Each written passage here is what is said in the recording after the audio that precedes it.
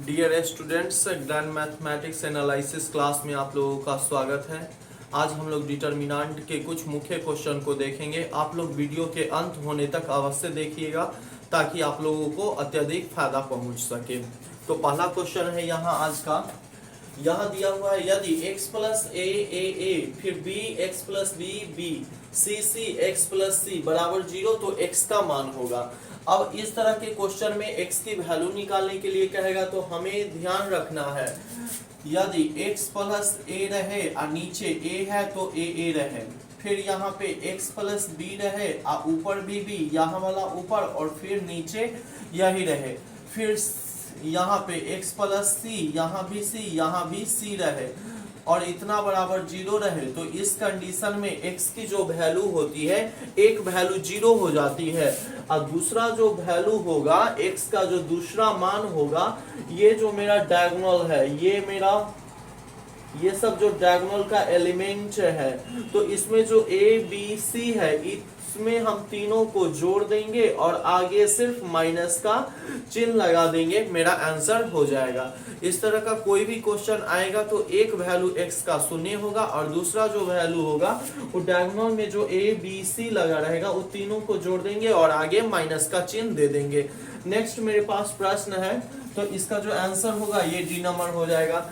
अगला मेरे पास प्रश्न ये है, ये भी जो क्वेश्चन है सेम ऊपर वाले जैसा ही है।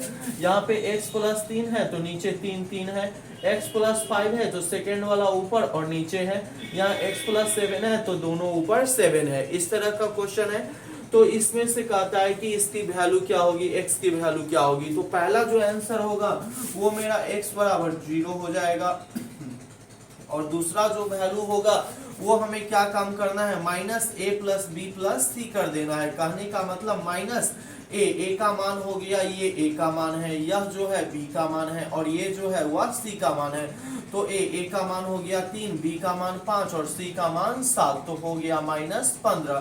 तो x की एक वैल्यू 0 और दूसरा वैल्यू जो हो गया -15, तो आंसर जो होगा इसका यह मेरा बी नंबर हो जाएगा। अगला प्रश्न है मेरा, कहता है delta is equal to cos 25 degree sine 25 degree sine 65 degree और ये है कॉस 65 डिग्री।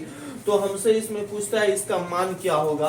तो ये डिटर्मिनेंट फॉर्म में है, तो डिटर्मिनेंट फॉर्म में हम जानते हैं क्रॉस मल्टीप्लिकेशन करते हैं इसको इससे, तो हो जाएगा कॉस 25 डिग्री इंटू हो जाएगा कॉस 65 डिग्री माइनस, उसके बाद इसको हम इससे गुना करेंगे तो हो जाएगा साइन 65 डिग्री इंटू हो जाएगा साइन 25 डिग्री। ठीक है, तो मेरे पास एक फार्मूला है, हम जानते हैं कॉस अल्फा, मेरे पास फार्मूला है कॉस अल्फा प्लस बीटा।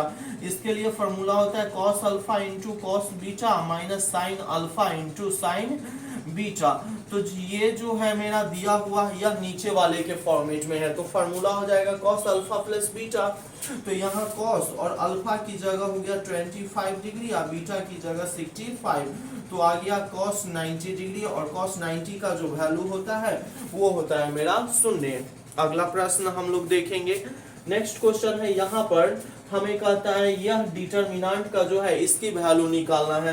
तो सेम ऐसे ही अब हम गुना करेंगे। सबसे पहले -7 को 14 से गुना करेंगे, तो 14 गुना -7 बीच में माइनस, अब इसको इससे गुना करेंगे तो ये हो जाएगा -8 गुना 9, इससे गुना कर देंगे तो 14 पचे 70, 14 छक 84, 14 सते 98 और ये हो जाएगा माइनस माइनस प्लस 9 अठे 72, तो घटाएंगे तो ये हो जाएगा 6 और 2 -26। तो इसका आंसर जो होगा वह मेरा बी नंबर हो जाएगा। अब जो है मेरा क्वेश्चन यह काफी इंपॉर्टेंट क्वेश्चन है। इस क्वेश्चन में हमें बेसिक कंसेप्ट की जरूरत है, हमें एकदम ध्यान रखने की आवश्यकता है कि इसे कैसे बनाएंगे। देखिए, तो यहाँ ये क्वेश्चन में, इस तरह के क्वेश्चन में अगर यहाँ y प्लस जेड है और y प्लस जेड है तो यही दोनों को नीचे लिख दे, और यहाँ z प्लस x है तो x को ऊपर लिखे और ये सेकेंड वाला जो z है उसको नीचे लिखे, और फिर यहाँ x y है, x प्लस y, x को पहले लिखे y को बाद में। अगर इस फॉर्मेट में होगा तो इसका जो मान होता है 4xyz होगा। कैसे हम किए इसको आप लोग गौर से समझिए।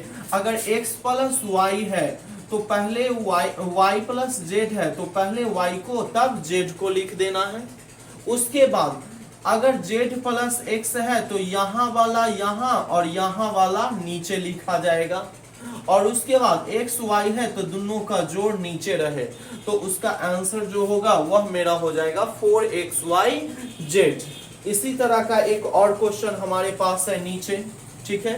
तो यहाँ देख रहे हैं यहाँ b प्लस सी है, तो b प्लस सी है तो पहले b को तब c को लिखा है, और सेकेंड में c प्लस a है तो a को यहाँ और पहलुका को नीचे लिखना है, सेकेंड वाले को ऊपर और फर्स्ट वाले को नीचे लिखना है।